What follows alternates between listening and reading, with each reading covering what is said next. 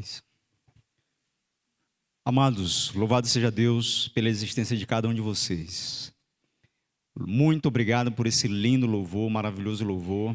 Eu me senti de fato arrebatado ali por um séquito de anjos, um louvor maravilhoso. Louvado seja Deus por isso. Queridos, eu quero saudar mais uma vez você que está nos assistindo, nos acompanhando. Estamos dando continuidade a essa mensagem maravilhosa que tem como tema: você é chamado para completar a obra. Essa obra que Deus nos incumbiu, me imbuiu a mim e você também. Não somente como instituição, mas como indivíduo. Nós precisamos permitir que o Evangelho viva, exista e se concretize em cada um de nós. Especialmente nas famílias, como sacerdotes, como mães que devem aperfeiçoar o caráter de seus filhos e aperfeiçoar o caráter de seu marido também. Vocês sabiam disso? Que o papel da esposa é aperfeiçoar o caráter do esposo? E, consequentemente, o esposo aperfeiçoar o caráter do marido? Está aí em Mensagem Escolhida, volume 1, página 220, segundo parágrafo. Qual é o papel do casamento? Ela diz lá que o esposo alcançar as afeições da esposa e aperfeiçoar o seu caráter. E a esposa aperfeiçoar o caráter do marido. Que grande missão. Sem falar na construção do caráter dos filhos, né? Vamos dar continuidade aqui, então.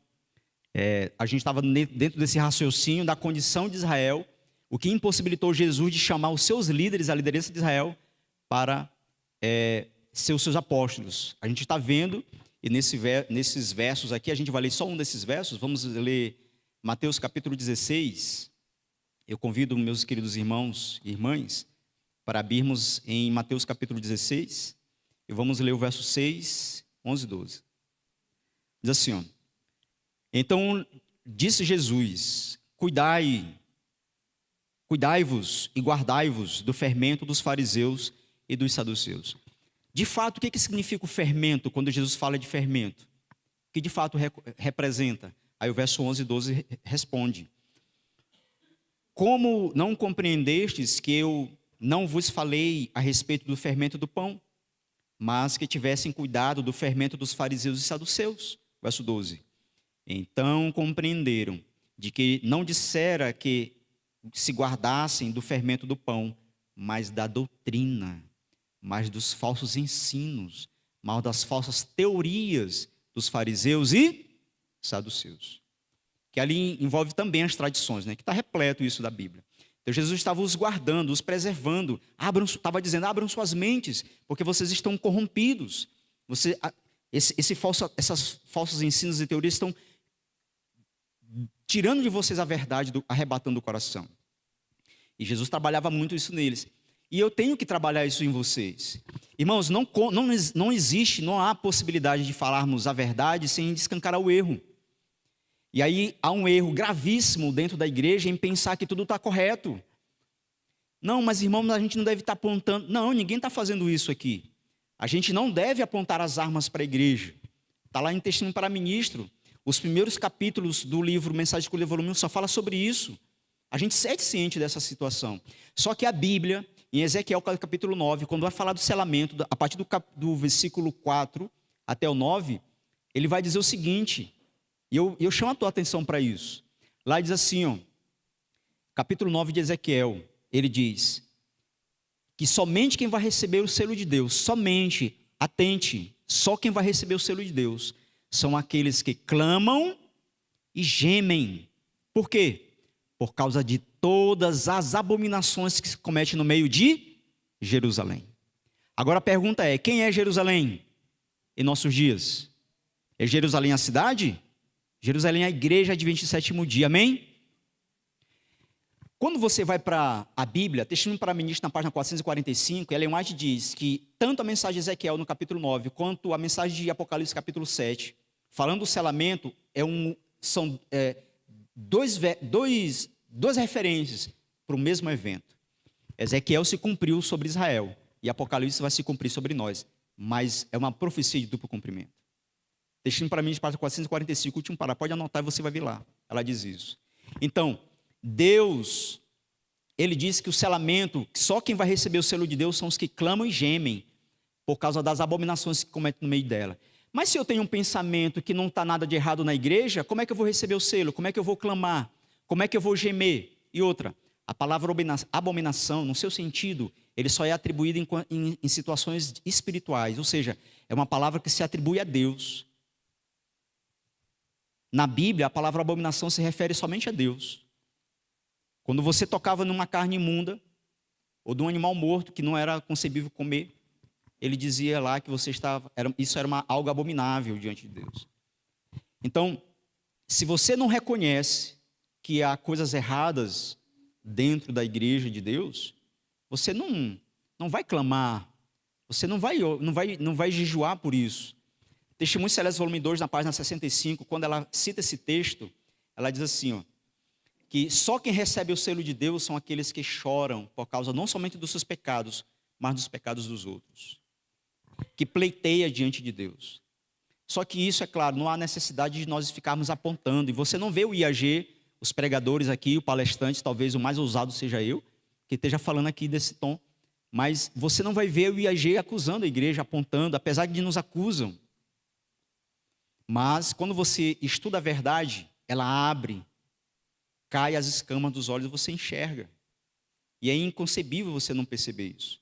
E com Israel estava acontecendo a mesma coisa. Jesus tinha que abrir a mente deles. E por isso ele diz, olha, cuidado, não se contaminem com o fermento dos fariseus, que envolvia as falsas teorias, falsas doutrinas e as tradições. E por isso eles distorciam a palavra. Desejado, página 250, no primeiro parágrafo. Jesus escolheu os homens ignorantes, porque não haviam sido instruídos. Aonde? Nas tradições errôneas. Nas tradições e errôneos costumes de seu tempo. E aqui a gente tem uma prova de que isso é contundente, né? Que essa maneira de Jesus agir no passado, ele se repete. Então aconteceu no tempo de Israel, aconteceu no período dos apóstolos, dos profetas, dos patriarcas, e é hoje também. Aí eu cito exemplos, né? Como Tiago White, era um homem simples, John Andrews, Stephen Haskell, né? Cito Amós, o próprio João. Lucas era eu cito Lucas 4,13, né? Mas Lucas talvez fosse, embora ele não fosse apóstolo, né? Ele só depois ele aceitou o evangelho. Vamos avançar aqui. Que estudos nos dá pleno direito de sermos ministros do evangelho de Cristo? Por que eu insisto com a palavra ministro? Por duas razões. Primeiro, porque alguns dizem, isso não te compete ensinar, porque você não foi instruído para isso, né? É como se a questão de autoridade fosse algo que só fosse possível mediante o estudo, né, nas escolas. Eu amo ver Joeli falar, é um pastor, foi instruído, ordenado. Para mim, embora entregou a credencial, mas para mim continua sendo pastor, né? Benjamin também. Mas homens simples, como Silverino, nossa, um argumento, sabe, construção do pensamento. Vocês já perceberam isso? Uma naturalidade, os textos fluem assim. Eu amo ver homens leigos aqui, né, pregando assim, com naturalidade. Homens leigos, mas que parece que até pergunta, tu estudou em qual escola? Tu é pastor? Né? Porque não foi imbuído, não foi, né, estendido a mão para... Mas o Espírito Santo capacitou de tal forma, eu vou até ler esse texto aqui, Grande Conflito, página 606. Mas é maravilhoso isso. E olha só, o que te capacita, o que te habilita, o que te torna um ministro? Mateus 11, verso 28 a 30, é o convite de Jesus, né? Vinde a mim, todos que estão cansados e sobrecarregados, eu vos aliviarei. Tomai sobre vós o meu jugo e aprendei de mim. Aqui a gente não está para aprender de homens, a gente está para aprender de Jesus, da sua palavra. Examinai as escrituras, porque vós julgaste ter nelas a vida eterna, porque são elas que testificam de mim. E procura te apresentar como obreiro, que não tem do que se envergonhar e que maneja bem a palavra do Senhor. Amém? João 17:3, lá diz o quê? Lá diz que a vida eterna é esta, que te conheço a ti, o único Deus verdadeiro, e a Jesus Cristo a quem tu enviastes. E Tiago, a gente não vai ler Tiago 3,17, mas vamos pular aqui para ganhar tempo, né, amados? Grande Conflito, página 94, no segundo parágrafo diz assim, ó. Quem conheceu, quem já ouviu falar de John Wycliffe? Ou Wycliffe, maravilha. Foi o primeiro, foi um dos reformadores, né? O caráter de Wycliffe é testemunho do poder educador e transformador das Escrituras Sagradas. Foram estas, as Escrituras Sagradas, que dele fizeram o que ele foi. O esforço para aprender as grandes verdades da revelação comunica frescor e vigor a todas as faculdades, expande a mente, aguça a percepção, amadurece o juízo. O estudo da Bíblia enobrece todo o pensamento, sentimento e aspiração, como nenhum outro estudo o pode fazer. Da estabilidade de propósitos, da paciência, da coragem e fortaleza. Aperfeiçoa o caráter e santifica a alma. Amém? O esquadrinhar fervoroso e reverente das Escrituras, pondo o espírito do estudante em contato direto com a mente infinita, daria ao mundo o quê? Homens de intelecto mais forte e mais ativo, bem como de princípios mais nobres do que já existiram como resultado do mais hábil ensino que proporciona a filosofia humana. A exposição das tuas palavras, a Bíblia diz, dá luz, dá entendimento aos simples. Amém? Bem, é isso que nos habilita a ser ministros do Evangelho. É o conhecer a palavra, é se deixar ser moldado por ela, ser transformado pelo contemplar e viver a verdade. Desejado, página 466.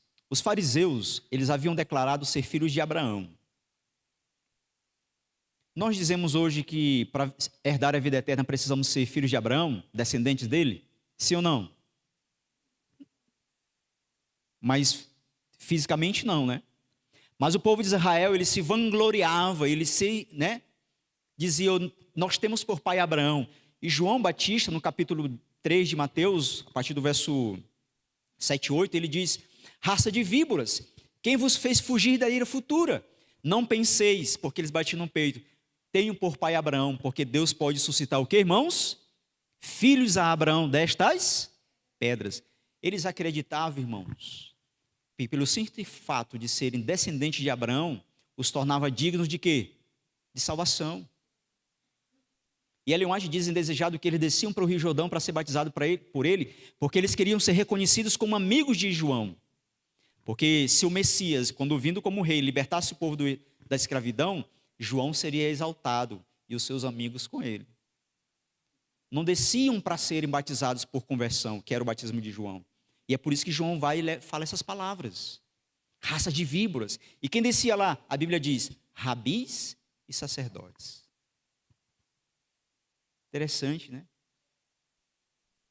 Eles ensinavam a distorção da palavra e eles mesmos viviam a distorção das suas palavras. E aí Jesus então diz, os fariseus haviam declarado ser filhos de Abraão. Jesus lhes disse que essa pretensão de serem filhos de Abraão só podia ser assegurada mediante a prática das obras de Abraão. Ou seja, para você ser filho de Abraão, como israelita, você precisa praticar as obras de Abraão. Os verdadeiros filhos de Abraão viveram, como ele próprio vivera, uma vida de obediência a Deus. Não buscariam matar aquele que estava falando a verdade que lhes fora dada por Deus. Conspirando contra Cristo, os rabis não estavam fazendo as obras de Abraão. Não tinham nenhum valor a simples descendência natural de Abraão, sem ter com ele ligação espiritual, a qual se manifestaria em possuir o mesmo espírito e fazer as mesmas obras, não eram os filhos de Abraão. Este princípio, agora nós vamos entrar, porque não sei se vocês estão percebendo, mas eu trago algo da época e trago algo para nós, né? E aqui ela vai falar o que nos torna ministros do Evangelho. E aqui a gente entra já no desfecho da mensagem, do propósito dela. E aí eu peço que vocês tragam os seus sentidos, suas mentes para a palavra de Deus agora. Nós somos o povo de Deus, amém? Nós fomos tirados das igrejas. Tem um texto lá em Testemunhos Células, volume 1, volume 2, página 476, primeiro parágrafo. Que Deus, com a poderosa espada da verdade, cortou-os das igrejas e do mundo. E nos trouxe para uma santa proximidade dele. E assim como a Bíblia e os mandamentos foram confiados a Israel, assim Deus confiou as santas verdades, a primeira, segunda e terceira mensagem angélica, confiou à igreja de 27º dia. E nós precisamos converter o mundo com a nossa verdade, a verdade do evangelho eterno. Amém? Mas eu pergunto, nós temos cumprido a nossa missão? Como igreja? Como instituição? Como membros? Que isso, irmão? Onde você está tirando isso? De onde você está tirando isso? Eu tenho um documento aqui, ó.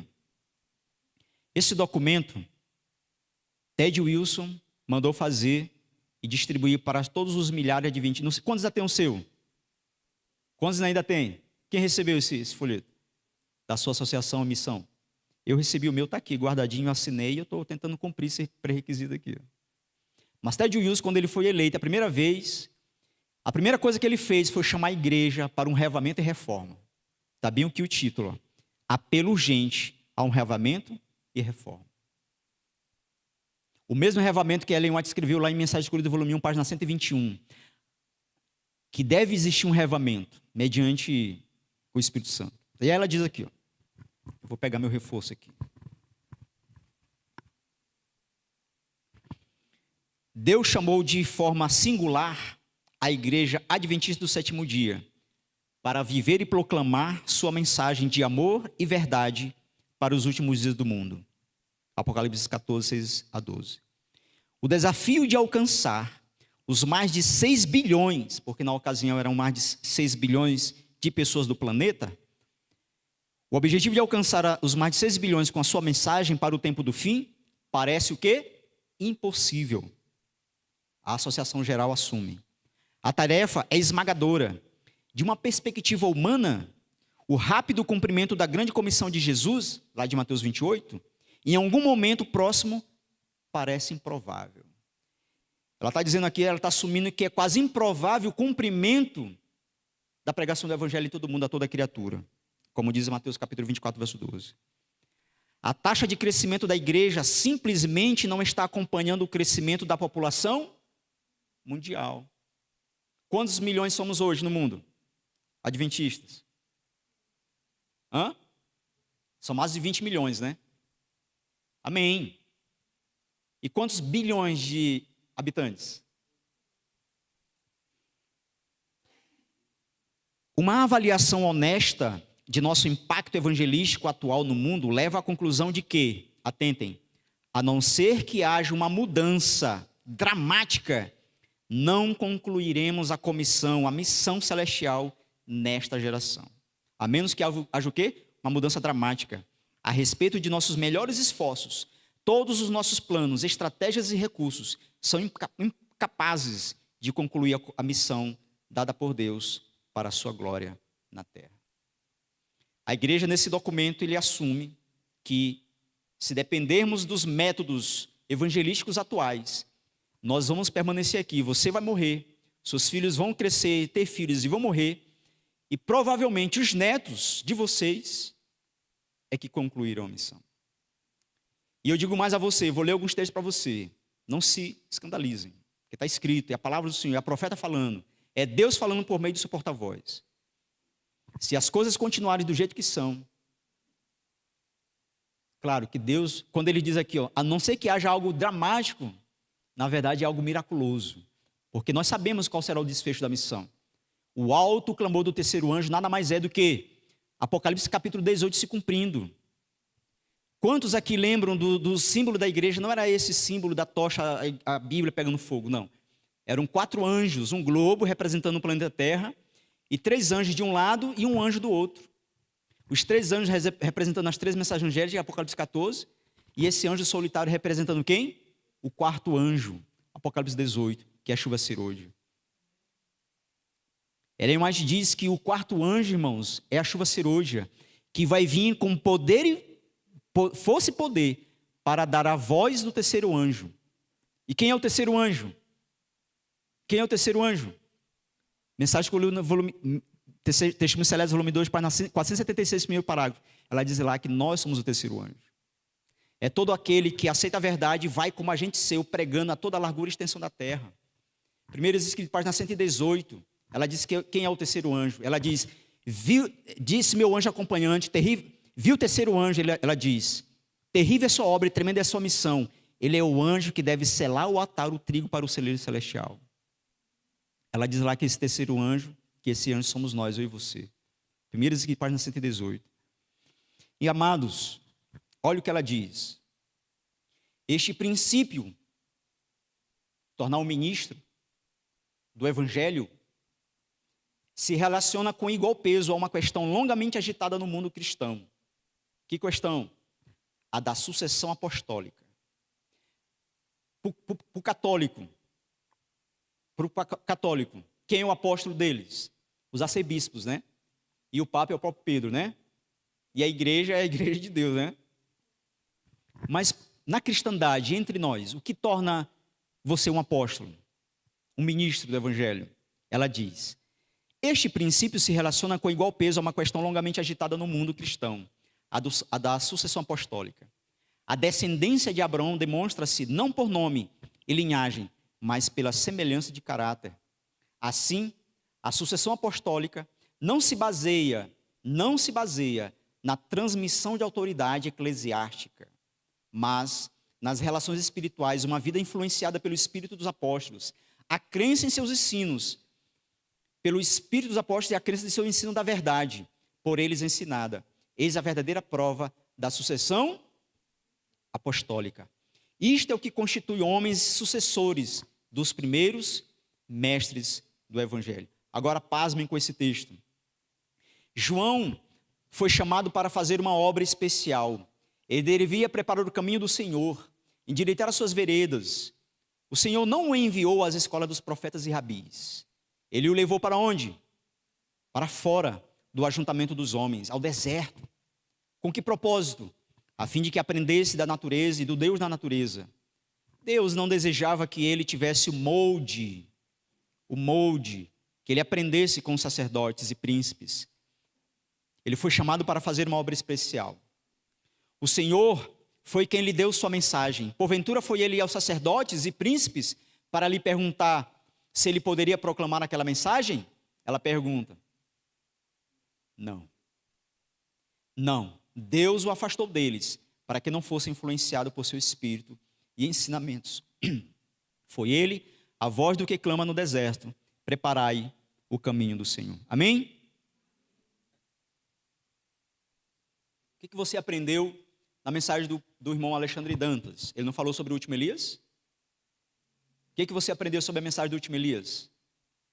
Quem é João Batista hoje? Nós não.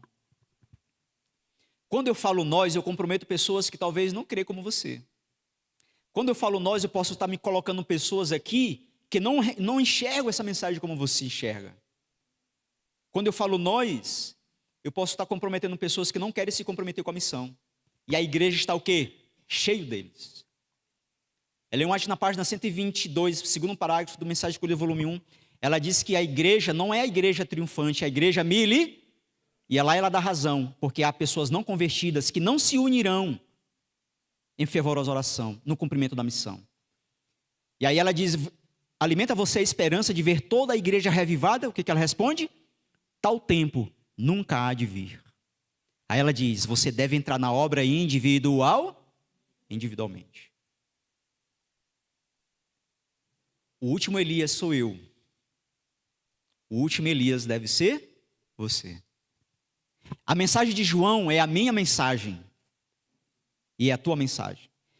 E você então, por isso que você deve se retirar para o campo, para aperfeiçoar o teu caráter. A propósito do campo é esse, aperfeiçoar o caráter. Irmãos, tem muito, mas o tempo corre, eu tenho 15 minutos. Vou correr. Vou passar esse texto. A não ser que vocês não queiram almoçar mais tarde, né?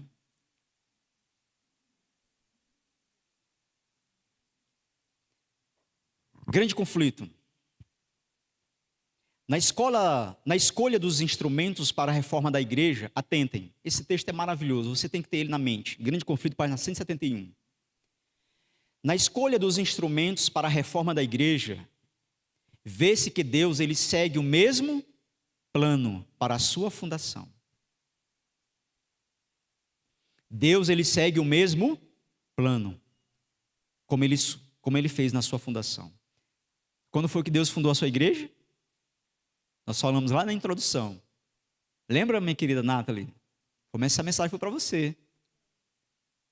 Lá nos dias, quando Jesus batizou-se. O mestre divino passou por alto os grandes homens da terra, os titulares e ricos, que estavam acostumados a receber o louvor e homenagem como dirigentes do povo. Eles eram tão orgulhosos e confiantes em si mesmos, na sua alardeada superioridade, que não poderiam ser levados a simpatizar com os semelhantes e a tornarem-se colaboradores do humilde homem de Nazaré. Aos indoutos e laboriosos pescadores da Galileia, fora dirigido o chamado: vinde após mim, e eu vos farei pescadores de homens. O que você deve assimilar desse texto? Que Deus, na escolha dos instrumentos para o cumprimento da igreja, no cumprimento da missão, Deus ele segue o mesmo princípio, como na fundação da igreja. Então ele segue o mesmo princípio. Daqui isso já aguça a minha mente. Para a tarefa de levar avante sua obra, Deus não escolheu os doutos e eloquentes. Vou avançar aqui. Bem aqui. Eclesiastes capítulo 1, versículo 9, 1 Coríntios 10, 11 e textinho para mim de página 116. Falam a mesma coisa. Lá diz o quê? Que o que se fez e o que foi é o que se fez. Perdão. O que foi será, e o que se fez, isso se tornará a fazer. Pois nada há de novo debaixo do sol. O que foi, isso é o que há de ser. E o que se fez, isso se tornará a fazer. Pois nada há de novo debaixo do sol. Eu trouxe esses dois versos, esse verso, em duas versões bíblicas, para você entender que isso aqui é um princípio profético, que o passado, a história do passado é um exemplo para nós, ele vai se repetir o passado. E 1 Coríntios capítulo 10, verso 11, fala com outras palavras: ora, tudo isto lhes aconteceram como exemplos e estão escritos para aviso nosso, para quem já estão chegados os fins dos séculos. E aí Ellen White diz: repete-se-á a história do passado, pois a história do passado se repetirá. E lá em Testemunhos Celestes, volume 2, página 363, ela diz: declarou o Senhor que a história do passado se repetirá ao começar a obra finalizadora. Irmãos, então, na verdade, nós não precisaríamos nem do Espírito de Profecia nesses textos para entender esse princípio. Porque a parábola da figueira é uma parábola para Israel, mas é uma parábola para nós também. O ato de Jesus ir lá na figueira, de forma literal, procurar figos, e ela estava uma árvore frondosa, né? Supondo-se, para que fora da época, ela estava lá toda frondosa, então não tinha fruto. Jesus foi lá e não achou. E ele amaldiçoou, e no outro dia ela secou. Aquilo é uma representação, irmãos, tanto do povo de Israel, como da igreja adventista. A parábola dos servos, do mordomo infiel, é uma parábola para nós. Só que ela só é atribuída, geralmente, o quê? Como indivíduos. A condição nossa, irmãos, como um povo, como igreja, não agrada a Deus. Quando você lê Apocalipse capítulo 3, no versículo 14, quando ele fala da igreja de Laodiceia, quando ele diz isso diz a testemunha fiel verdadeira: eis que és morno, não és nem quente, quem dera fosses crente ou frio, mas porque tu és morno, eu estou a ponto de vomitar-te da minha... O que ele está dizendo com essas palavras? Quem é a testemunha fiel verdadeira? É Jesus. É Jesus que está sentindo o quê, irmãos? Ânsia de vômito. Jesus está sentindo náuseas, ânsia de vômito, devido à condição espiritual do seu povo. E a Bíblia diz que ele está a ponto de vomitar a igreja de Laodiceia. Mas por que isso, irmãos? É porque a condição espiritual do povo, a maneira como nós agimos, como nós vivemos, não agrada a Deus. Essa é a realidade. Mas quem deveria dizer isso? Era eu? Era nossos líderes. Eu vou ler o que diz aqui. Eu estava numa... Enquanto eu preciso falar enquanto eu estou folheando o texto, que o tempo não para, né? Me fui convidado para mim pregar num sábado total, numa igreja, e o pastor tinha pregado anteriormente e ia pregar de novo depois de mim, né? E eu li esse texto. E aí depois me disseram que eu não deveria ter lido aquele texto. Eu digo, ele deveria ir lá e dizer por que eu não devia ter lido o texto. Ou explicar, né? E ela diz assim, ó. Ela diz, encho-me de tristeza quando penso em nossa condição como um povo. O Senhor não nos cerrou o céu, mas o nosso próprio procedimento de constante apostasia nos separou de Deus. O orgulho, a cobiça e o amor do mundo têm habitado no coração, sem temor de ser banido ou condenados. Pecados graves e presunçosos têm habitado entre nós. E, no entanto, a opinião geral qual é? É de que a igreja está o quê? Florescendo. E que paz e prosperidade estão em todas as suas fronteiras. A igreja, ela que diz, ó, a igreja deixou de seguir a Cristo, o seu guia. E está constantemente retrocedendo rumo ao Egito. Todavia, poucos ficam alarmados ou atônitos com a sua falta de poder espiritual. Dúvidas e mesmo descrenças do testemunho do Espírito de Deus tem levedado, vê? Fermento, nossas igrejas, por toda parte. Satanás assim o deseja. Se você continuar lendo, ela vai dizer assim, ó, que a igreja está dormindo e Satanás está embalando. Sabe por que não faz efeito você pregar isso hoje na igreja? Ela diz em Mensagem Escolhida, volume 1, página 126, no segundo parágrafo.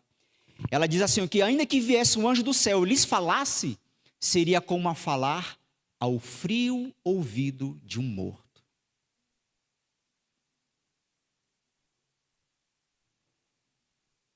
E aí é mais fácil fazer o quê? Calar tua boca. Impedir você de de estudar. Não é bem assim. São fanáticos. Estão distorcendo a verdade. E famílias inteiras têm se perdido. Porque têm dado ouvido a esses espíritos. O que ela disse? Satanás assim o deseja. Olha o que ela fala aqui, retratando o que Paulo diz em 2 Timóteo.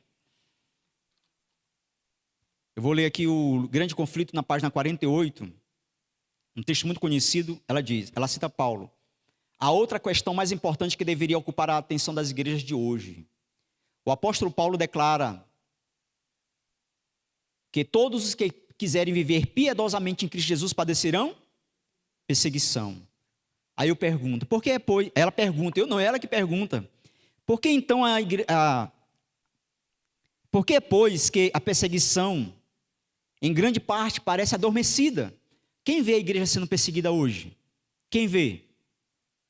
Eu não vejo. Alguém está vendo, já viu por aí? Mas tudo bem, aquele que persegue está pregando, está falando em nossos púlpitos, políticos, sobe em nossos púlpitos, fazem campanha. Faz um evento lá, eles botam políticos lá. Aliança. Então diz.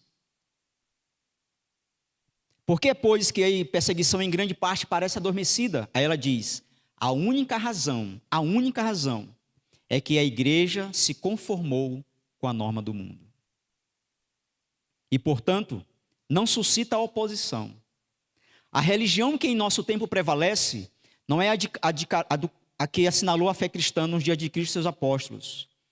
é unicamente por causa do espírito de transigência com o mundo, com o pecado.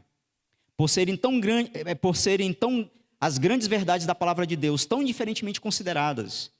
É por haver tão pouca piedade vital na igreja que o cristianismo é aparentemente tão popular no mundo. Haja um reavivamento e poder da igreja primitiva e o espírito de opressão se reviverá, reacendendo-se os fogos da perseguição. Amém? E é exatamente o que Deus espera que aconteça com a igreja, que ela seja reavivada. Irmãos, quando se cumprir a primeira mensagem escolheu volume 1, página 121, o reavamento, todas as outras profecias que nós estamos aguardando, salamento, chuva serôdia, decreto dominical, autoclamor, 7 últimas pragas, tudo vai se cumprir sucessivamente. Basta ver o reavamento espiritual. Se houvesse reavamento espiritual, como houve em 1888, com a pregação da justificação pela fé de Jones e Wagner, o reavamento dentro da igreja, que Ellen White viu os primeiros pingos, chuvisco da chuva serôdia dentro da igreja, o povo se reavivando, as igrejas protestantes irão clamar pelo decreto dominical. Tal como aconteceu naquela época. Tal como. Então só que falta esse reavivamento. Isso depende de mim, de você, como um pai, como mãe, como filhos de uma família bem ordenada.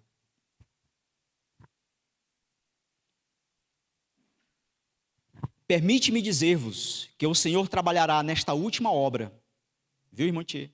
Permite-me dizer-vos que o Senhor trabalhará nesta última obra de um modo muito fora do comum da ordem das coisas. E de um modo que será contrário a qualquer planejamento humano. Bem aqui, como em outros textos já citados, mostra claramente que Deus ele vai mudar a sua maneira de agir com o seu povo hoje. Assim como tantas vezes, por circunstâncias, ele teve que mudar com o povo no passado.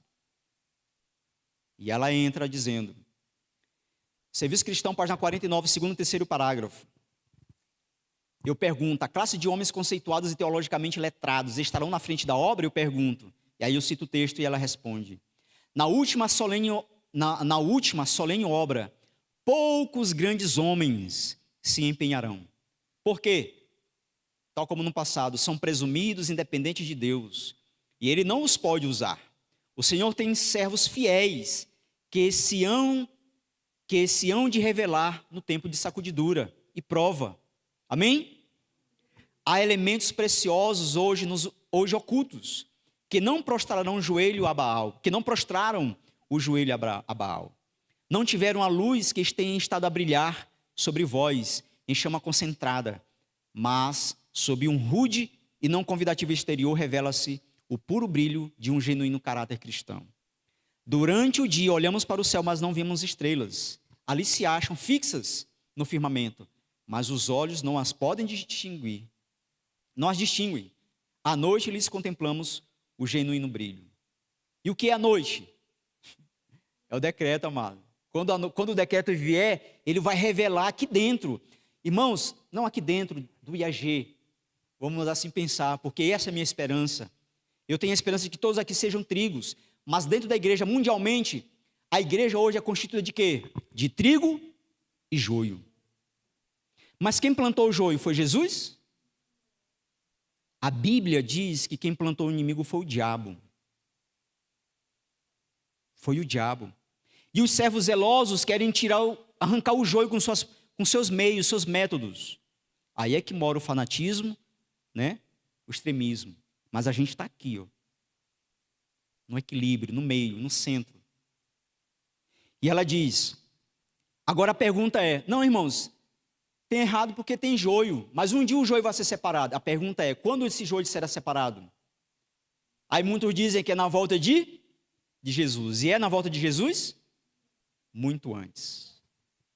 Quando? Um decreto dominical, irmãos. Decreto dominical vai separar o trigo do joio. E aí, como eu gosto de ler na palavra, eu gosto de ver vocês, deveria ter uma câmera aqui, ó, eu botando o dedo aqui, eu lendo, né? Porque muitos leem e não entendem. Muitos olham, mas não veem. Por quê? São presumidos, orgulhosos, estão com a mente mesclada com a falsa teoria, dos falsos ensinos.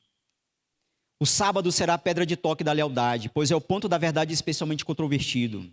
Quando sobrevier os homens a prova final, o que é a prova final? Decreto dominical. Traçar-se a linha divisória entre os que servem a Deus e os que não servem. Ao passo que a observância do sábado espúria, em conformidade com a lei do Estado, é contrária ao quarto mandamento, será a declaração de fidelidade ao poder que se acha em oposição a Deus, é a guarda do verdadeiro sábado, uma prova de lealdade para com o Criador. Vou pular. Ao passo que uma classe, aceitando o sinal de submissão aos poderes terrestres, recebe o sinal da besta, a outra, preferindo o sinal da obediência à autoridade divina, recebe o selo de Deus. Eu li 605, vou ler 608. Ao aproximar-se a tempestade, o que é essa tempestade? Decreto dominical. Uma classe numerosa que tem professado fé na mensagem do terceiro anjo. Quem é que professa fé na mensagem do terceiro anjo? É a Igreja Batista? São os assembleanos? São os católicos? Quem é, irmão, que professa fé na mensagem do terceiro anjo? Somos nós, a Igreja de 27º dia.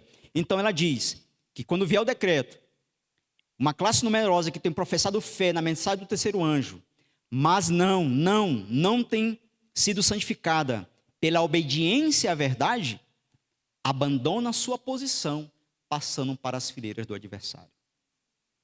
Unindo-se com o mundo e participando de seu espírito, chegaram a ver as coisas quase sob a mesma luz. Mas em vindo à prova, o que é a prova? Decreto dominical. Estão prontos a escolher o lado fácil, popular. Homens de talentos e maneiras agradáveis, que se já haviam regozijado na verdade, empregam sua capacidade de enganar e transviar as almas. Tornam-se os piores inimigos dos seus antigos irmãos. Vou parar bem aqui. Irmãos, o decreto dominical, na verdade, eu e você não estamos nos preparando para esse evento. Nós não devemos viver em função do evento, jamais. Vamos perder a salvação. Mas o evento, ele é ponto decisivo. É a pedra de toque, é o que vai separar, é o que vai demarcar a linha divisória entre os que servem a Deus e os que não servem. Os que apenas professavam a verdade, mas não viviam a verdade de fato. Que não se deixaram... O que é viver a verdade de fato? Alguém me perguntou agora há pouco. É permitir ser purificado, transformado por essa verdade. Não basta conhecer a verdade. Lucas capítulo 6, verso 46 diz: porque tu me chamas Senhor, Senhor, mas não fazes o que eu vos mando. Mateus capítulo 7, verso 21. Muitos são chamados. Não é isso que diz lá? Porém poucos escolhidos. Ou melhor, lá diz lá, eu vou deixar por aqui, mas é a mesma coisa. Não vem distante o tempo em que toda alma terá de ser provada. Por esse tempo, olha só que texto lindo. Muitos pensam, irmãos, que... Ou melhor, eu não vou falar nesse termo para não causar, mas eu quero aguçar de novo, fazer aquele estralo na mente de vocês. Despertar a consciência para o estudo. Como vai acontecer essa sacudidura? Amós 9:9, como vai se cumprir? O joio que sai de dentro da igreja ou é o trigo? O joio sai, né? Claro. Mas a pergunta que eu quero fazer, eu estou falando isso só para despertar a mente de vocês para o estudo. Amós 9:9. Eis que darei ordem, diz o Senhor, e sacudirei a casa de Israel, assim como se sacode trigo no crivo, sem que caia na terra um só grão. Bem, se a peneira é a igreja, quem sai é o joio. E fica quem? Dentro. O trigo. Mas aí eu pergunto para vocês, e se a peneira não for a igreja? Fique com você e procure a resposta. Esse texto aqui é importante. Amado Tchê, não vem distante o tempo em que toda alma será provada, decreto dominical. Por esse tempo, decreto dominical, o ouro será separado da escória. O que é o ouro? O trigo. O que é a escória? O joio. Aonde vai acontecer a separação? Na igreja. Esse texto está em Testemunho, volume 5, mas também está lá na Meditação Maranata, na página 198, segundo parágrafo. A separação do trigo do joio acontece na igreja e não da igreja, ela está dizendo. Por esse tempo, decreto dominical, o ouro será separado da escória na igreja. A verdadeira piedade distingue-se então claramente daquele que consiste na aparência. Muitos cujo brilho temos admirado, então se apagarão, transformando-se em trevas. A palha, como nuvem, será levada pelo vento, mesmo de lugares onde só vemos ricos campos de trigo. Atentem. Todos os que se apoderam dos ornamentos do santuário não se acham vestidos com a justiça, mas não se acham vestidos com a justiça de Cristo, aparecerão na vergonha de sua nudez. Quem são esses aqui que hoje se vestem com os ornamentos do santuário? Quem são esses? Quem são, irmãos? Estão com medo de falar? A liderança da igreja. São eles que se vestem com os ornamentos do santuário. Pastores, diz aqui, todos os que se aboderam nos ornamentos do santuário, mas não se acham vestidos com a justiça de Cristo, aparecerão na vergonha de sua nudez. Ou seja, a sacudidura ela vai alcançar todos os níveis. Não é só entre os membros. Há pastores fiéis? Sim, nós cremos, amém. Temos 2 aqui. Tem um Rogério que ainda está lá. E tem outros, eu acredito. Mas são escassos. Devemos orar por eles. Quantos oram pelos pastores da igreja? Amém. Devemos clamar e gemer, para que despertem. Há muitos fiéis, mas os que não forem, serão revelados também. Eu vou avançar, viu, irmãos, que já me passou os 5 minutos. Eu ouvi, viu?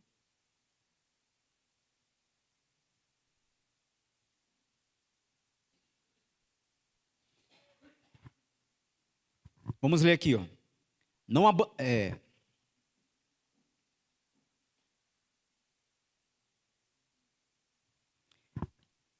Vou ler aqui. Vede John Wesley pregando a Cristo e sua justiça em meio de formalismo, sensualidade e incredulidade. Vede alguém que, doendo-lhe a miséria do paganismo, roga o privilégio de levar a mensagem do amor de Cristo. Ou ouvi a resposta do eclesiasticismo. Sente-se, moço. Quando Deus quiser converter os pagãos, Ele o faloá, sem o meu e nem o seu auxílio. Os grandes guias, os líderes, do pensamento religioso desta geração, anunciam os louvores daqueles que plantaram a semente da verdade há séculos e erguem-lhes monumentos. Não abandonam muitos esta obra para espezinhar o renovo, que hoje em dia desponta da mesma semente? Repete-se o velho clamor. Nós bem sabemos que Deus falou a Moisés, mas este, se referindo a Jesus, é Cristo no mensageiro que ele envia, se referindo a mim e a você, não sabemos de onde ele é. Como em épocas primitivas, as verdades especiais para este tempo não se acham com quem? Não se acham com quem, irmãos? Com as autoridades eclesiásticas, mas com homens e mulheres que não são demasiados instruídos, nem sábios demais para crer na palavra de Deus. Amém? Vou avançar. Deus pode servir-se e servir-se-á dos que não tiveram instrução esmerada nas escolas dos homens. Viu? Nas escolas dos homens. Duvidar de seu poder para fazer isso é manifesta incredulidade. É limitar o poder do onipotente, daquele para quem nada é impossível. Viu? Então Deus está mostrando claramente que o cumprimento da missão será por homens como Pedro, como João, como eu e você, iletrados, que não estudaram, não tiveram a mão imposta como suposta sucessão apostólica. Não. Mas homens simples como eu e você. Amém? Mas quem lhes doutrinou? Quem os habilitou? De onde vêm as qualificações destes que irão proclamar a mensagem do terceiro anjo? Eu pergunto. Aí eu cito Provérbios.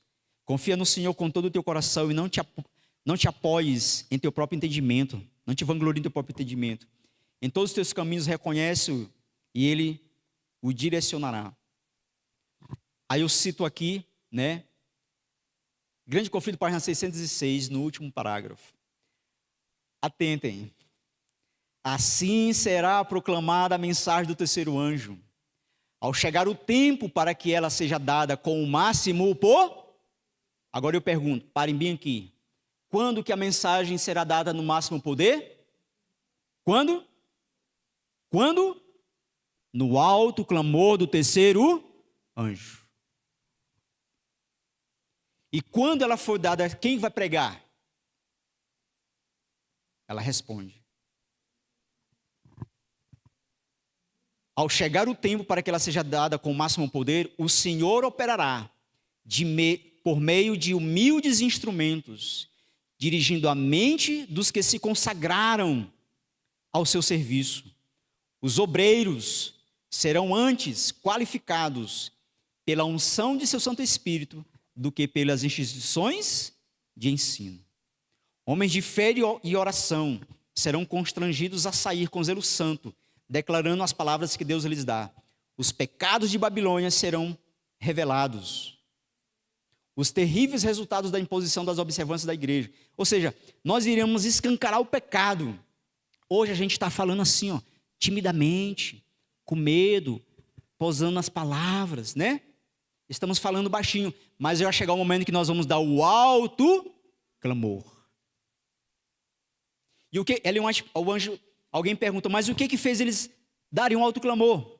O quarto anjo. E aí, pasmem, o que a igreja hoje tem feito, irmãos?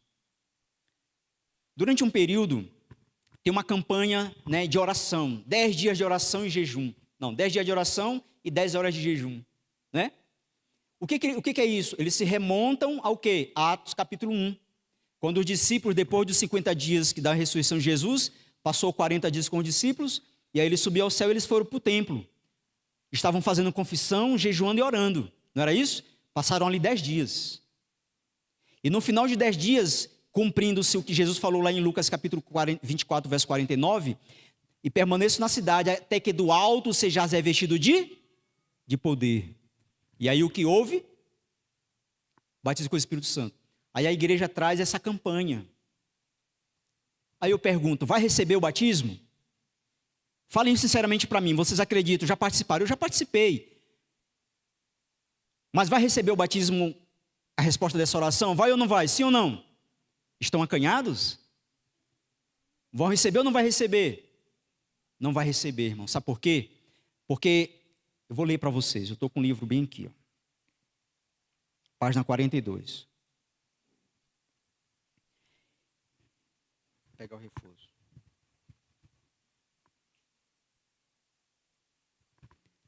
Tem que ter lugar, ela diz, um reavivamento e reforma sob o ministério do Espírito Santo. Reavivamento e reforma são duas coisas diferentes. Reavivamento significa a renovação da vida espiritual. É uma vivificação das faculdades do espírito e do coração. É um ressurgimento da morte espiritual. Reforma significa reorganização, mudança de ideias, teorias, obras e práticas. A reforma, ela não produzirá os bons frutos da justiça, a menos que esteja ligada ao quê? A um reavivamento do espírito. Reavivamento e reforma devem fazer a obra que lhes é designada. E para fazerem, a obra tem de se unir. Ou seja, não existe reavivamento sem... E aonde está a reforma da igreja? Aonde está a reforma do vestuário? Aonde está a reforma de alimentar? Onde estão? Quem prega? Quem acredita? Aonde está a vida no campo? A vida simples? Aonde está, irmãos? É um reavivamento, é um anjo manco. Sabe, o anjo está querendo bater a asa, mas uma está quebrada. Vocês estão entendendo? É forçar o texto. E aí não se cumpre, porque o reavivamento ele vem acompanhado de reforma. Agora existem os outros, o lado extremo, né? Sempre tem um lado pendendo para o outro. O outro extremo, eles pregam a reforma, vive a reforma, mas sem reavivamento, por isso são ásperos. Por isso chama a igreja de Babilônia, por isso não se associa com os irmãos, por isso se excluem, mas é reforma, mas sem renovamento. Tem que ter os dois juntos, tem que se unir.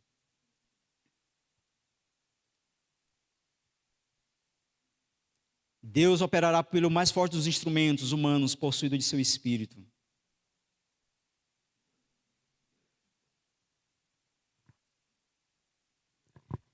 Eu vou começar bem aqui para a gente finalizar. A repreensão do Senhor estará sobre os que impeçam o caminho. Estará sobre quem, irmãos? Sobre aqueles que impedem o caminho. Que não chegue ao povo. O quê? A clara luz da palavra de Deus, a verdade presente. Uma grande obra tem de ser feita.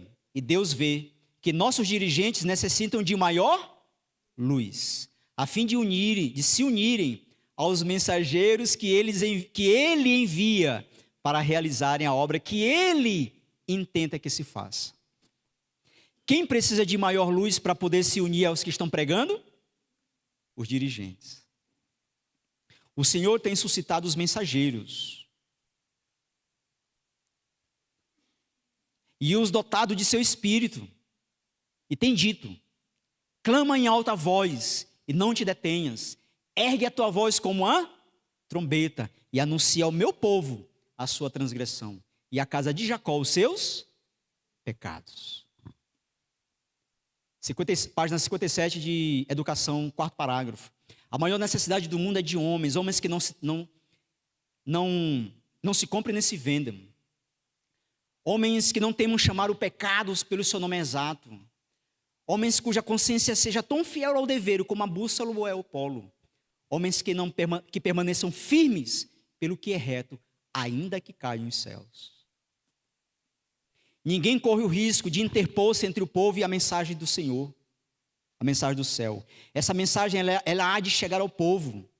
E se não houvesse nenhuma voz entre os homens para anunciar, as próprias pedras clamariam.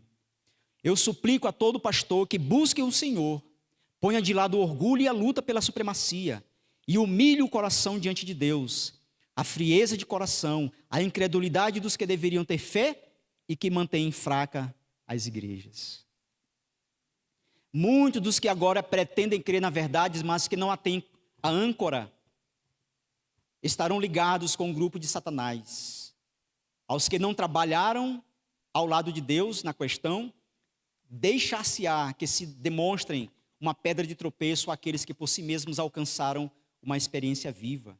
Que todo pastor, em vez de ficar a criticar e a questionar, a duvidar e a se opor, se houver ainda que seja uma sombra de oportunidade para fazê-lo, que seja empregado em levantar barreiras contra o astuto inimigo. Ao invés de lutar contra os que o Senhor enviou para salvar a estes, ore o seu povo, fervorosa e continuamente, pelo poder da graça de Deus, e para que o comandante do exército do Senhor se ponha a campo. Em vez de se transformar em juízes de homens que Deus aceitou para lhes prestar serviço, seja o fardo de sua oração. A oração de quem? Do pastor. Noite e dia, o de que o Senhor possa enviar mais obreiros para a sua vinha. Amém? Pastores, não desonreis ao vosso Deus, nem ofendais a seu Santo Espírito, fazendo comentários sobre os caminhos e as maneiras que os homens que Deus, quis escolher. Deus conhece o caráter, vê o temperamento dos homens que ele escolheu. Ele sabe que ninguém, a não ser homens sinceros, firmes, determinados, de sentimentos fortes, verá nessas obras a sua vital importância e dará tal firmeza e decisão a seus testemunhos que estes abrirão brechas nas barreiras de Satanás. Amém?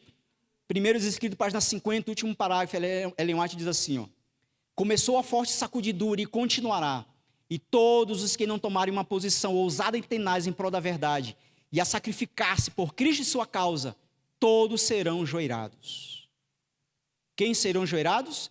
Os que não tomarem uma posição ousada e tenaz em prol da verdade. Ah, mas eu estou acanhado aqui, eu estou pregando, né? Mas a gente não pode estar dando evidência. os que não tomarem uma posição ousada e tenaz em prol da verdade e a sacrificar-se por Cristo e sua causa, serão enjoeirados. É para o seu bem que Deus dá aos homens conselhos e reprovações. Envia sua mensagem dizendo o que lhe é necessário para a época.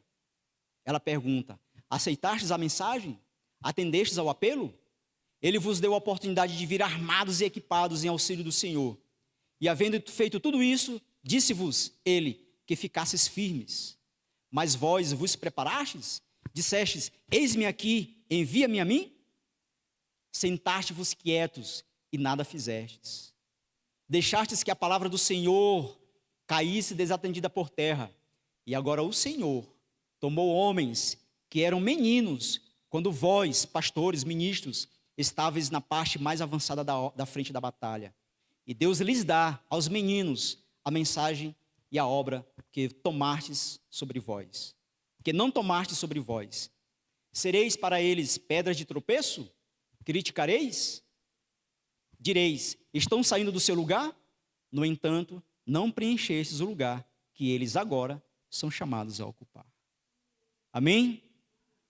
Amados, Deus tem uma missão para mim e para você.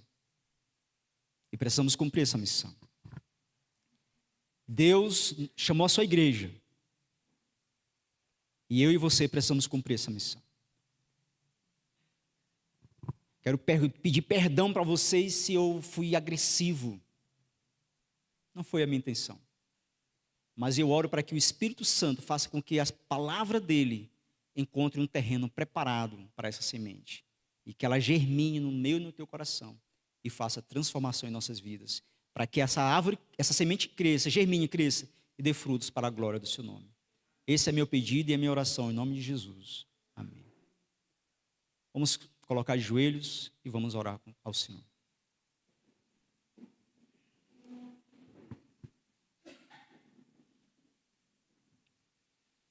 Oremos. Pai querido, eterno Deus, louvado, exaltado, engrandecido seja o teu nome para sempre, Senhor. Queremos te dizer obrigado, ó Pai, por essa luz, por essa verdade, Senhor, que o Senhor fez brilhar em nossos olhos e por essa semente que o Senhor acabara de lançar em nosso coração. Pedimos tão somente que o Senhor faça resplandecer a tua luz sobre nós e nos levante o semblante para te contemplar na beleza da tua santidade. Fica conosco, é o que eu te peço e te agradeço em teu nome, Jesus. Amém.